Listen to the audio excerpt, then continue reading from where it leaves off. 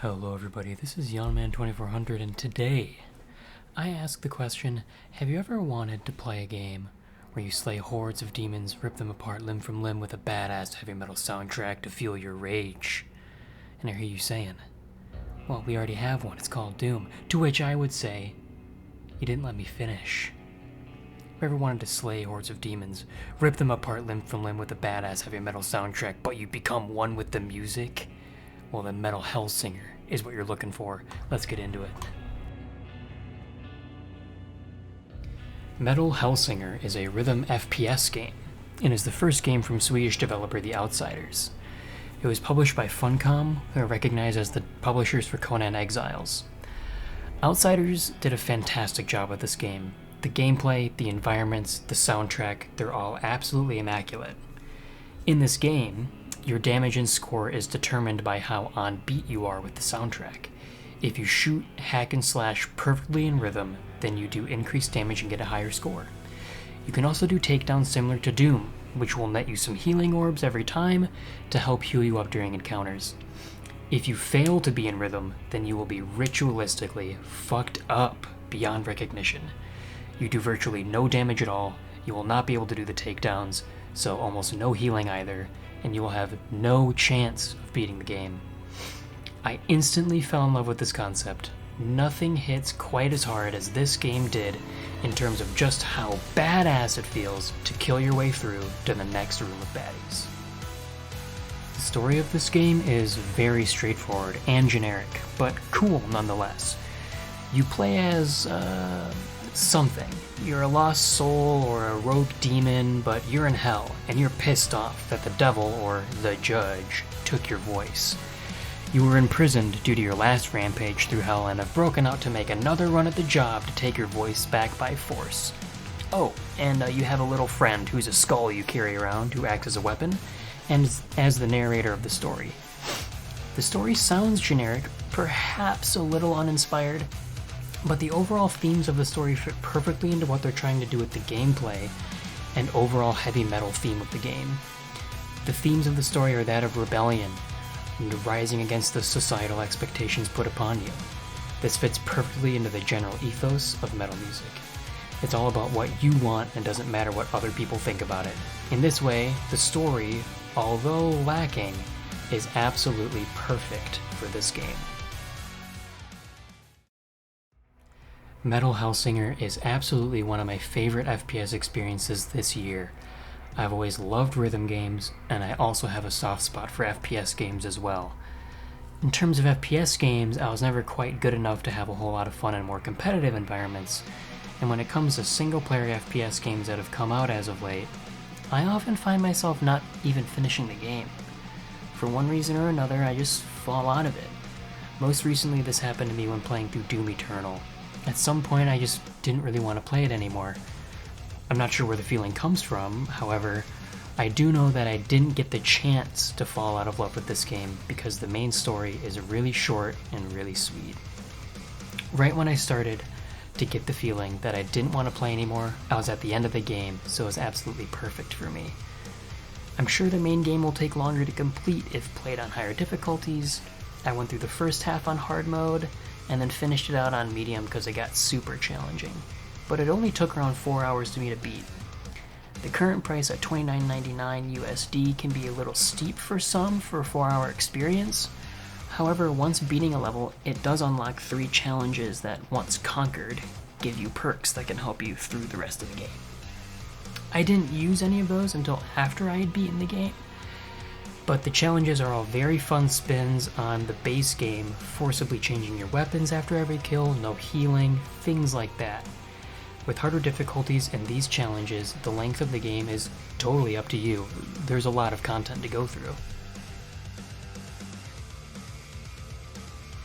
The level design is, well, it's quite generic, and it goes like this. You walk into a room, you get locked in with a ton of bad guys spawning in waves, you kill them all, you get out of the room, rinse and repeat with some slight variations here and there, and that's it. This design is as old as time, and although it does get to feel samey after a while, it still works. Furthermore, all the weapons feel really good and fun. You get a sword, a skull that shoots low damage fireballs, a shotgun, dual pistols, an explosive crossbow, and finally a set of boomerang hatchets. Each weapon has its own ultimate ability as well that charges when killing enemies. Every weapon in the game feels very unique in how it's used, and yet none of them feel like they are bad. It is totally up to player choice and playstyle. This is one thing I think this game does incredibly well. The weapons feel well balanced, and you can only bring 2 of them in with you on each level. So you really get to get a feel for how you like to play, or what weapon kills certain enemies better than others, and find a loadout for you. I personally use the shotgun and dual pistols through most of the game, because they excel at taking out enemies I was personally having trouble with, and were not so great against enemies that I already had a good handle on. I can see this level of preparedness even being more exacerbated on the hardest difficulty, where when you die, you have to restart the whole game. You can know what kind of enemies are in each level, and use a kit designed around what you'll be facing next to give you an edge. I really do want to talk about the music, which is absolutely the driving force of the experience. The music is really well done. It's all badass metal tracks that just feel good to kill the shit out of some demons to.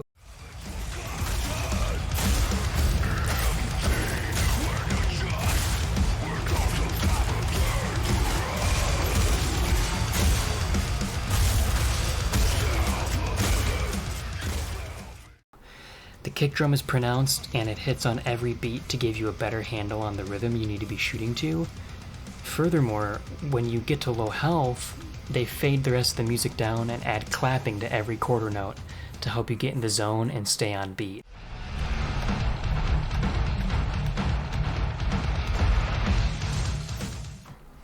At the start of every level, the songs start out bare bones, and they slowly incorporate more parts into the song according to your current score multiplier. Once your multiplier maxes out, the vocals come in. This has a really cool effect. When the battle's getting heated and there's more and more shit coming at you, the song in turn becomes more intense. Thing is, we really didn't know what we were up against.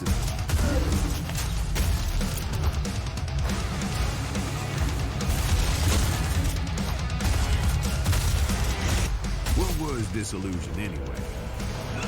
Something coming apart. It isn't scripted though, and I think that's the most important part. The song is getting more intense because you are killing more things and getting a better score. Killing to the rhythm of an actual song that is swelling and ebbing along with you and how well you are doing really makes it feel like you're part of the music, almost like you are just another instrument in the song.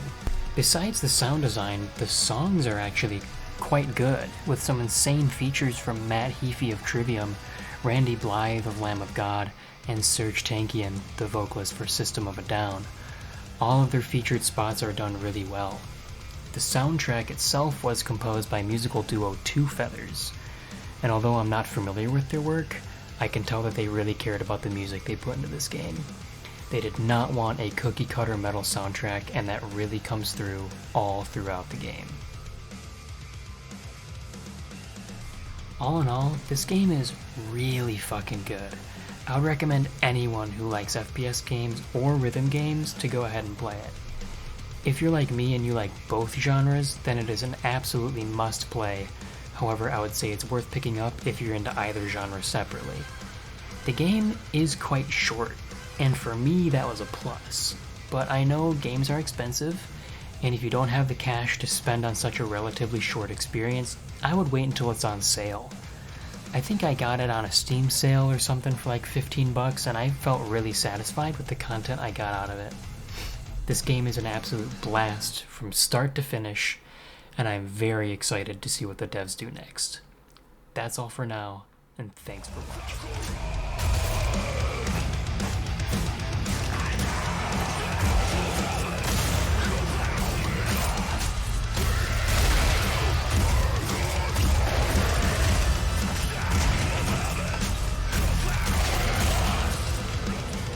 Did the unknown feel how big this was?